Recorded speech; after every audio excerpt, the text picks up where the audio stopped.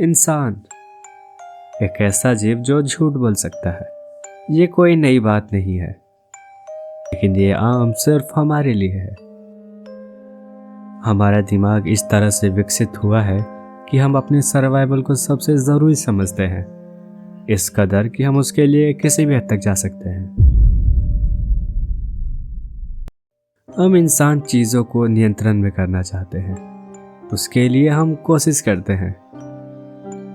हैरानी की बात यह है कि हम नाकाम होने के बाद भी उस चीज़ को जस्टिफाई करते हैं। इसलिए हम खुद से और दूसरों से आसानी से झूठ बोल पाते हैं।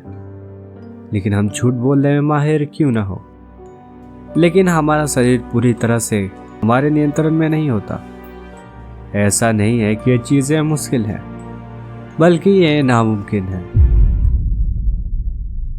चलिए इस चीज़ को एग्जाम्पल से समझते हैं। एक खून के जुर्म में कुछ लोगों को सस्पेक्ट के रूप में गिरफ्तार किया जाता है। पूछताछ में वो अपने अपराध को मानने से इनकार कर देते हैं, लेकिन सबूत की कमी होने से उनका अपराध कबूल करना जरूरी बन जाता है। उन्हें पूरी तरह से यकीन नहीं होता कि कौन खूनी है। काफी सोचने के बाद उनके दिमाग में एक सुझाव आता है।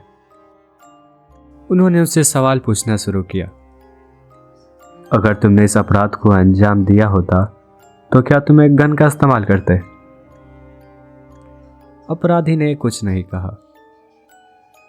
उन्होंने दोबारा पूछा, अगर तुमने इस अपराध को अंजाम दिया होता तो क्या तुम एक चाकू का इस्तेमाल करते? उसने फिर भी कुछ नहीं कहा। उन्होंने दोबारा पूछा, अगर तुमने इस अपराध को अंजाम दिया होता तो क्या तुम एक हैमर का इस्तेमाल करते? ये सुनते के साथ ही उसने अपना सर नीचे कर लिया और अपनी आंखें चुराने लगा। हैरानी की बात यह है कि जिस हथियार से यह खून हुआ था वो कभी किसी को बताया ही नहीं गया था। इससे उनका शक गहरा हो गया और बाद में पुष्टि के बाद पता चला कि वही खूनी था। हालांकि यह बहुत मामूली सी चीज थी। यकीनन इसे नजरअंदाज करना आसान था जब तक कि आपको इनकी कीमत पता नहीं होती।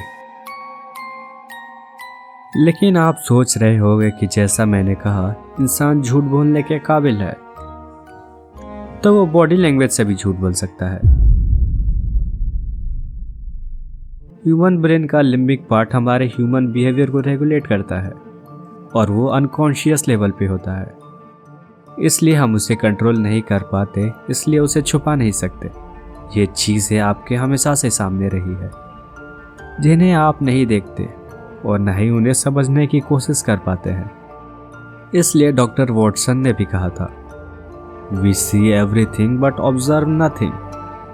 अपने सिचुएशन और इन्वायरमेंट को ऑब्जर्व करिए, देखिए वो नॉर्मली कैसे एक्ट करते हैं और समझिए, क्योंकि अगर इंसान किसी चीज़ के लिए निर्णय लेता है तो सब उससे पहले उसके शरीर को तैयार करता है।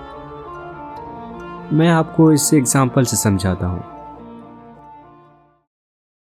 मैं दुकान में बैठे इंतज़ार कर रहा था, तभी मुझे एक व्यक्ति पर नज़र पड़ती है। ना ही वो लाइन में खड़ा था और ना ही उसने कोई सामान खरीदी थी। वो कैश काउंटर के पास ऐसे ही खड़ा था। उसकी नज़र कैश पे थी। चीज़ें बिल्कुल मामूली थी, लेकिन मैंने फिर भी गौर किया। मैंने देखा कि उसकी सांस लेने की रफ्तार अचानक से बढ़ गई है, जैसे कि वो कुछ करने वाला हो। यह बदलाव मैंने महसूस किया। जैसे ही कैशियर ने दराज खोला, वो व्यक्ति उस पर झपट पड़ा। तभी मैंने उस कैशियर को जोर से आवाज़ लगाई। तभी उसने झटके से उस चोर को पकड़ लिया। ऑब्जर्वेशन हमारे हालातों को समझने और उससे समझौता करने में मदद करता है। आपको गौर करना सीखना होगा कि कब इंसान शांत होता है तो कैसा रिएक्ट करता है, कब वो एक्शन लेने वाला है। सबसे ज़रूरी, वो कुछ कह रहा है तो उस वक्त उसका शरीर क्या कह रहा है। बॉडी लैंग्वेज हम अगले पार्ट में विस्तार से चर्चा करेंगे कि इंसान ऐसे कब और कैसे बिहेव करता है और उसे कैसे पहचाने।